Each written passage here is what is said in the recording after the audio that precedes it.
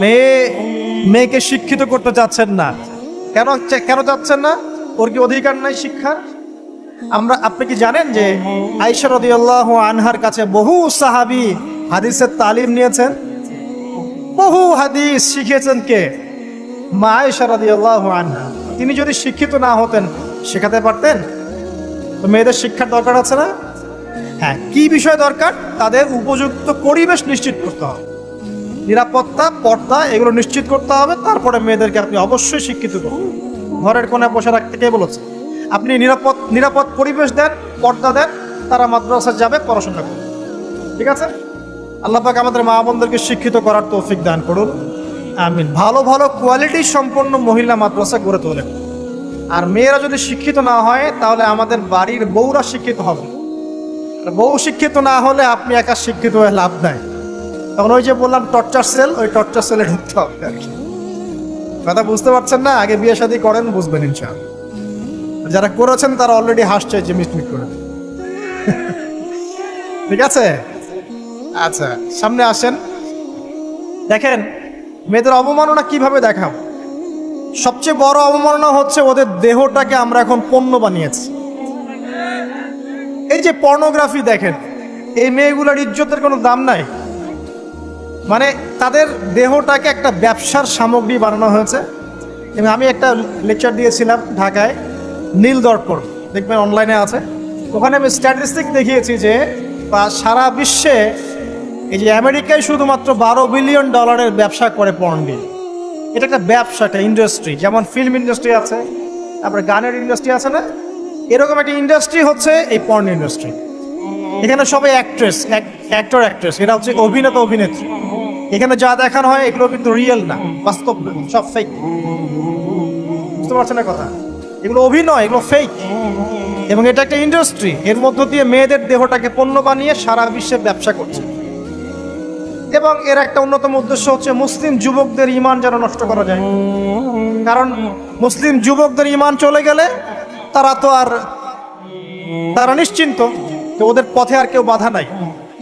কারণ ওদের এই জুলুমের পথে বাধা যদি কেউ দিতে পারে তাহলে কারা দিবে? মুসলিমরা। আর মুসলিমদের মধ্যে সবচেয়ে শৌর্য বীর্য কাদের মধ্যে থাকে? যুবকদের মধ্যে। যুবকদের ঈমান যদি চলে যায় তাহলে এদের আর কোনো সমস্যা নাই। এই বিষয়টা খেয়াল করবেন যে এটা একটা ইন্ডাস্ট্রি। সো এখানে আমরা মেয়েদের দেহটাকে আমরা কি বানিয়েছি? পণ্য বানিয়ে দিয়েছি। আর এখন তো চলছে কাপড় খোলা সংস্কৃতি। প্রত্যেকটা সেক্টরে আপনি গিয়ে দেখবেন মেয়েদের ইজ্জত, সম্মান, আবরুটাকে উন্মুক্ত করে এটাকে দিয়ে আমরা বিজনেস করছি। একটা বিজনেস।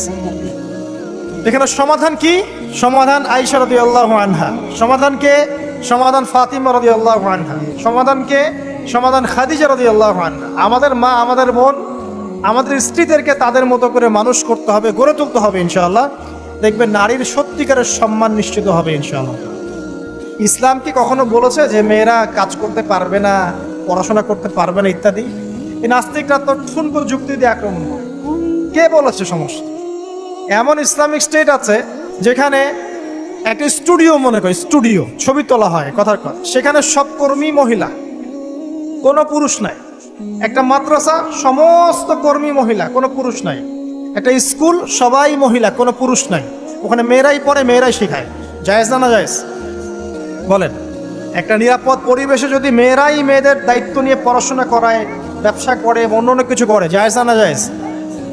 তাহলে পরিবেশ নিশ্চিত করাটা হচ্ছে চ্যালেঞ্জ। ইসলাম বলছে না যে আপনি তাকে একদম অজ্ঞ করে রেখে ঘরের কোণে ফেলায় রেখে দেন, তাকে আপনি পড়াশোনাও শেখাবেন না, সম্পত্তির অধিকারও দিবেন না, কিছুই না। এগুলো ইসলাম কখনো বলেনি। বলেছে? আরে বোকা মানুষ! রাসূলুল্লাহ সাল্লাল্লাহু আলাইহি ওয়াসাল্লামের সময় তো মহিলা সাহাবীরা উহুদের যুদ্ধ করেছে। কি শুনলেন? রাসূল সাল্লাল্লাহু আলাইহি ওয়াসাল্লামের সময় মহিলা সাহাবী উহুদের যুদ্ধও করেছে। উহুদের যুদ্ধের নাম শুনেছেন? ওখানে মহিলা সাহাবীও ছিল, তীরন্দাজ। তাহলে মহিলারা কি করে নাই নবীর যুগে? খাদিজা রাদিয়াল্লাহু আনহা যত বড় ব্যবসায়ী ছিলেন, এখন এত বড় ব্যবসায়ী পাবেন? কোন মেয়ে আছে এত বড় ব্যবসায়ী?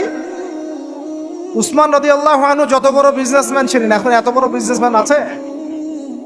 তো কি ছিল না সেই স্বর্ণযুগে, ওই স্বর্ণযুগের সুন্নতি আমাদেরকে আমল করতে হবে। আল্লাহ পাক তৌফিক এনায়েত করুন, আমিন। প্রিয় মা ও বোনেরা, পর্দা ছাড়বেন না। আপনাদের জন্য 4টা কাজ।